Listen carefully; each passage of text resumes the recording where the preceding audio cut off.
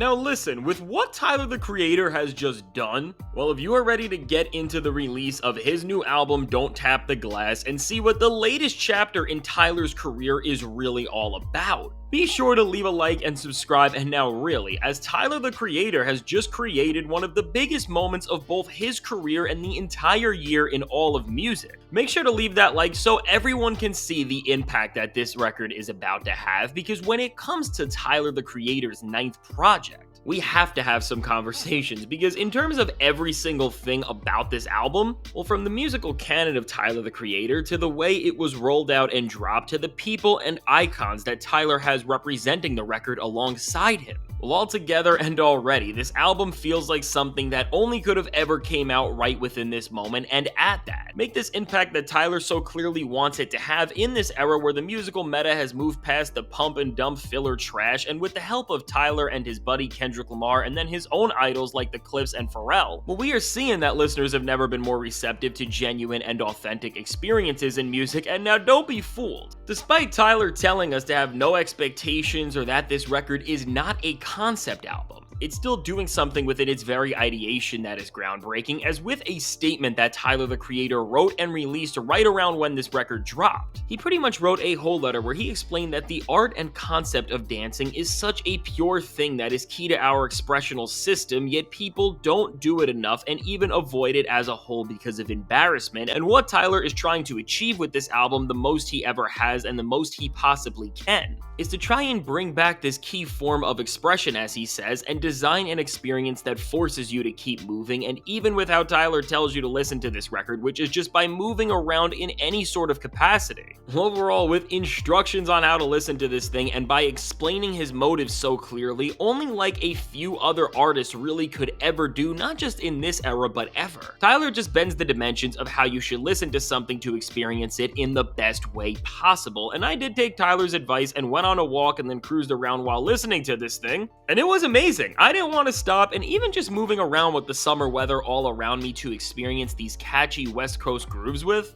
I mean, you will immediately see that even with the timing of when this record dropped, Tyler planned out every single thing meticulously, and to be honest, it feels like in a lot of ways that Tyler was trying to give us that same feeling that we all felt from the vibrance and bubbliness of the Igor production, but at the same time without the baggage of that record, which was left at home, as Tyler literally did tell us that in the album instructions. And now getting into these 10 tracks from Tyler as a whole, well, Tyler does manage to accomplish that and a lot more. And one thing that I definitely want to credit him for is how this record manages to just embody so much at the same time, because while having a more vibrant and light feel that even with a focus on strong melodies on the hooks and bridges would make it feel closer to something like Igor, there is still a ton of really good rapping here that sounds great. And even with Tyler sampling Busta Rhymes and name dropping Slick Rick and even paying homage to Ludacris with the statue for the album rollout and LL Cool J on the cover, well, with all of this and even some nods to Jay Dilla, there are so many references to the golden ages of hip-hop. And all of this shows where Tyler's heart is really at and how he is trying to expand on the canon of what hip-hop can be as a whole expressional form, which I give him so much credit for.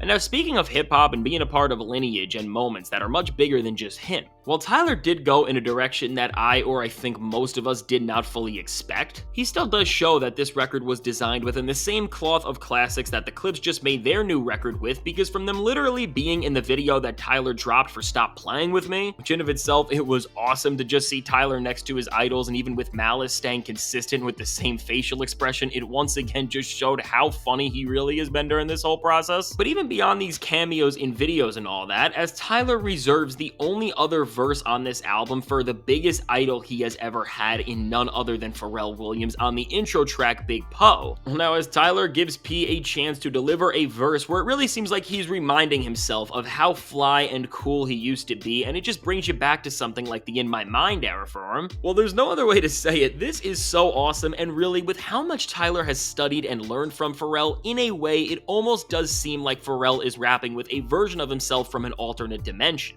And now, while in terms of the features, some of the guests we wanted to hear that we kind of fan casted didn't end up being on this thing, still, when you actually hear this record and see what it is doing, you won't be mad because you just understand when you hear the intro track right away. And then, of course, we are presented with a new Tyler the Creator character in this Big Po ego. That altogether, the vibes and atmosphere of the album have been curated masterfully to create something that when the year ends, there are only going to be a handful of artists that can really sit down next to Tyler and say that they created something even close to this body of work. And now when it comes to this very idea and premise, the more I listen to this album and hear the small details like the Baby Keem ad-libs again reprising themselves after hearing them on Like Him off Chromacopia, or even Tyler just bringing back the iconic two-part song but instead of being at track 10, it's at track 7 here, and even other details like small references and callbacks to tracks like Ra-Ta-Ta-Ta and Tomorrow from Chromacopia, and even with storytelling in the instrumentals, which is almost making a full circle moment in of itself, as Tyler here is using parts from some of his other songs and records which we hear as he samples tracks like Cherry Bomb within this thing.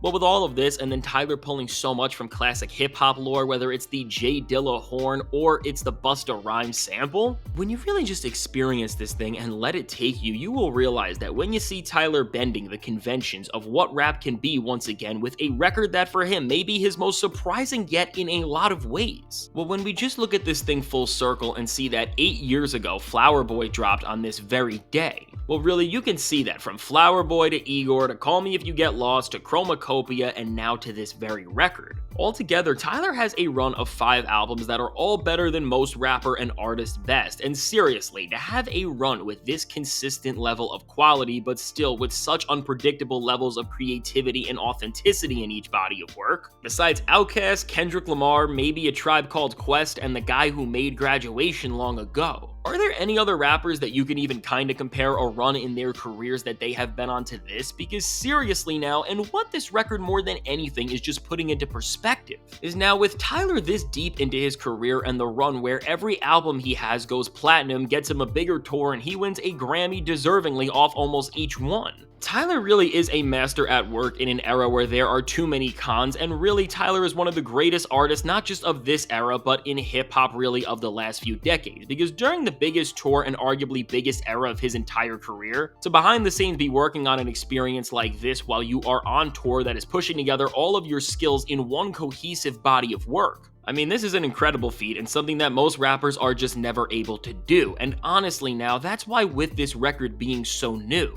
well, while of course the record has a clear direction and traits that are making the listening experience so fun, at the same time as I'm hearing this so early, it's almost hard to even properly understand what we are experiencing because it's something that we are not familiar with in the best way possible, and really just to see Tyler switch between rapping and going off there to then singing some of the most compelling hooks I have ever heard from him, well, to be honest, after sitting more and more with this record and looking at the cover, which does remind me of LL Cool J and also 50 Cent, but once again tapping into that rich hip-hop lore, as LL Cool J was the first rapper to declare himself the GOAT, and 50 was like a superhero the way he was running around in his prime. It almost does feel like with the amount of skill we are seeing on display here from Tyler, which from the production to the variety in the styles here to the fact that Tyler did arrange, write, and produce everything here while being on tour. Well, you can almost look at this album and see what Tyler is doing as what LL did back then, which is really just showing what the mold for a rap GOAT should look like in the era they are in, and really, Tyler definitely has earned the right to say that and hold that up at this point because, again, while it's too early for me to try and even rank this album in his catalog because even before this record dropped, it was hard enough,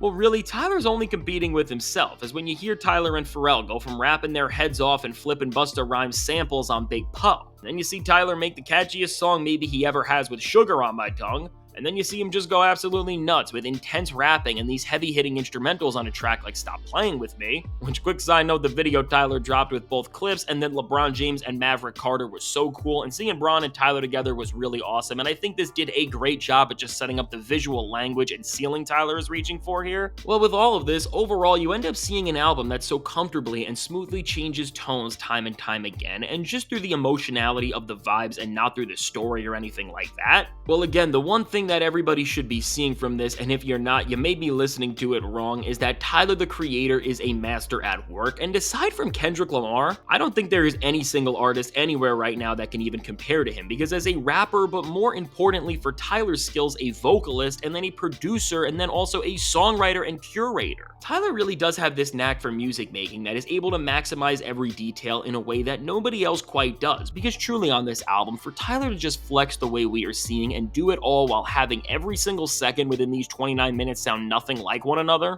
I mean, again, what you should be getting from this record is that there is tiers to this whole music thing, and Tyler sits at the very top of it all. And now listen, we will revisit this album and I will talk about it more here because it's gonna have that impact. I think we can already see that, so make sure to leave a like and subscribe if you have not already for that. Really now, in the meantime, as we are just enjoying what is Tyler's latest work of genius, what I'm gonna go do now is get back to moving around and listening to this latest work from him, because for Tyler to seriously give us an album that is this entertaining on all levels, this is really just a gift in the music world that I think everybody should enjoy as much as they can, because for Tyler to release an album which even within his catalog is one of a kind, well, it's time to realize how great this man is and call it for what it is. Which again, when you reach the point we are seeing here, Tyler is not just a superstar right now or even one of the best artists making music today, but really when you see the lineage he is working in and the run he has been on for nearly a decade, which has just given us straight classics almost, at the end of the day, we really just need to put Tyler not just in any of these conversations that he already has been in, but really in the convo for the best hip-hop artist of all time, and really outside of Kendrick Lamar, well, I would really now say that with this record, it has put him over the top, and he has officially reached this point where we can say that and he fully deserves it.